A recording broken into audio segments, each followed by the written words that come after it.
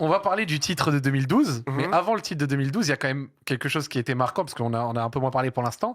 C'est avec la CIV, la CAN 2012. Et la CAN 2012, je me suis replongé dedans, juste histoire de... La CAN avec la Côte d'Ivoire. Exactement. Ah, c'est 2015.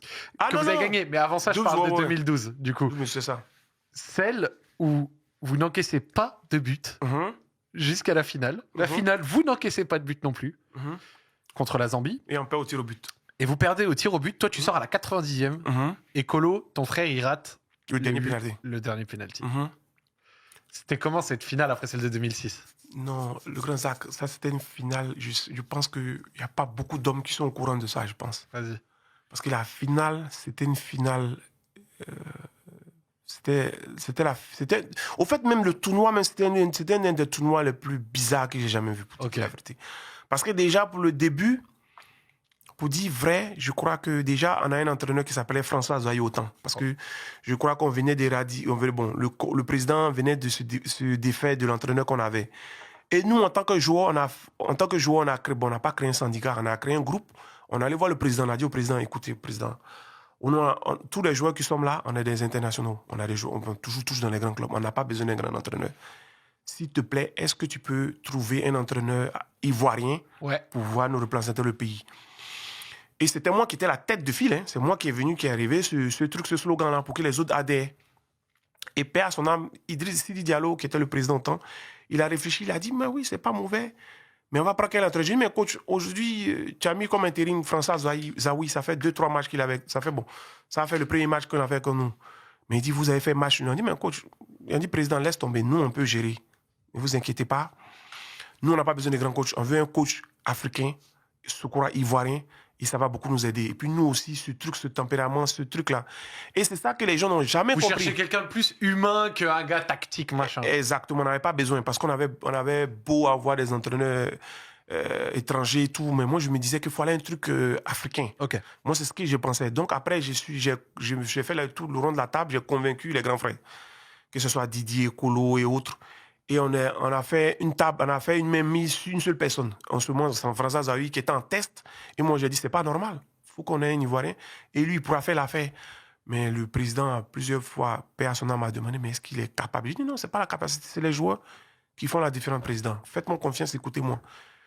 Et comme le président, autant, il m'aimait énormément, il m'a dit, bon, écoute, il n'y a pas de problème, je vais échanger avec Didier. J'ai dit, non, Didier va dire oui, laisse tomber. Parce que lui, il avait déjà vu un autre entraîneur. Fais confiance. Voilà, il avait un entraîneur européen qui était prêt pour nous faire. J'ai dit, non, écoute, laissez tomber. Il dit, président, laissez tomber. Donc, on va avec Zawi. On va avec Zawi à la CAN.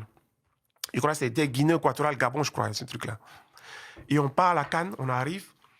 Le tournoi se passe parfaitement bien. On est lié de l'entraîneur. Souvent, l'entraîneur, il avait des meetings, pour te dire vrai, le grand Zach, des meetings.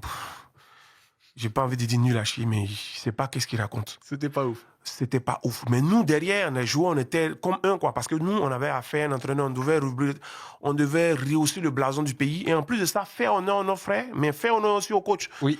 Parce que souvent, bizarrement, nous, on s'asseyait après les matchs, après les entraînements, après les matchs, on s'asseyait, on regardait souvent les émissions où on envoyait des journalistes, tu vois, machaquer, taper l'entraîneur, quoi. Il disait, mais qu'est-ce qu'il raconte à ces grands joueurs-là?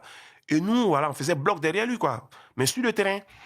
Et souvent, quand il parlait, on était toujours prompt, on était toujours tranquille. Tu vois, on le suivait, quoi. Même si on savait que souvent, les tactiques ou souvent les trucs qu'il faisait, c'était un peu bizarre, quoi. Mais bon, les gens, ils ne savaient pas beaucoup. Mais nous, on était galvanisés, quoi. Ce qui fait que on avait fait tellement un bon tournoi. Et je crois que... Zéro but. Les gens ne se rendent pas compte, encaisser 0 but dans tout un tournoi. C'est incroyable. Mais ça, c'était l'équipe. Mais après qu'on arrive en finale, je crois qu'à la demi-finale, déjà, il y a un journaliste qui déjà le remonte en lui disant, est-ce que, coach, est-ce que c'est vous qui prenez l'équipe? Est-ce que vos conseils portent l'équipe? Est-ce que ce n'est pas les joueurs qui font votre travail à la place? Et lui, il a pété un câble. Oh là là, il est rentré dans la tête. Il a commencé à dire, non, vous pensez que quoi? Que c'est moi qui fais ces joueurs, c'est moi qui fais tant. Donc, il a commencé à se perdre. Et ça, à la finale. Comment tu peux imaginer changer un de tes meilleurs tireurs à la 90e minute? Tu sais qu'on approche, par exemple, les tirs au but après la prolongation. Tu sais pas tes meilleurs joueurs? Surtout tes meilleurs tireurs de pénalty. Donc t'as pas demandé à sortir ou quoi? C'était prévu que nous tirons. D'abord, même déjà, quand on arrive déjà, quand on est contre la Zambie, il y a le tir au but qui se passe. On avait déjà prévu ce scénario déjà. On savait comment ça allait se passer. Soit on marque, on continue, soit on marque, on prend le trophée, ou soit on rate et on continue encore jusqu'au tir au but. Parce que la Zambie, c'était 50-50, 50-50 quoi. C'était tactiquement trop dur, tu vois.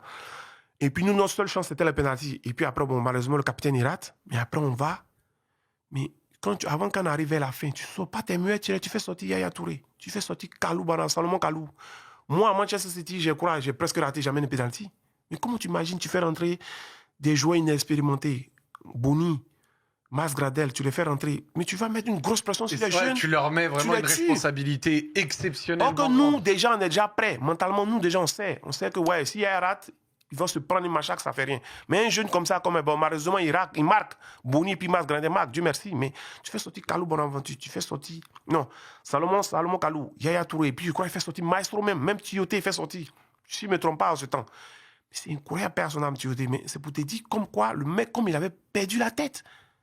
Le journaliste lui est rentré dans la tête. Il avait rentré dans la tête. Tu laisses tes joueurs. Et ça, moi, pour te dire vrai, le grand Zach, j'ai pas envie de dire j'ai jamais pardonné à cet entraîneur-là, mais j'ai presque jamais pardonné, quoi. Parce que ça m'a fait tellement mal. Et puis, je me rappelle, les gens m'avaient vu pleurer, en train de pleurer même au stade.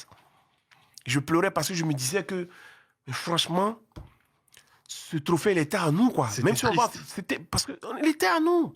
Les gens commençaient à parler de, je sais pas quoi, les trucs, ouais, les Zambiens sont morts, je sais pas, au Gabon, ils méritaient des trucs de superstition. Mais moi, je ne croyais pas. Moi, je me disais que c'était à nous. Parce qu'on avait tout pour remporter le trophée.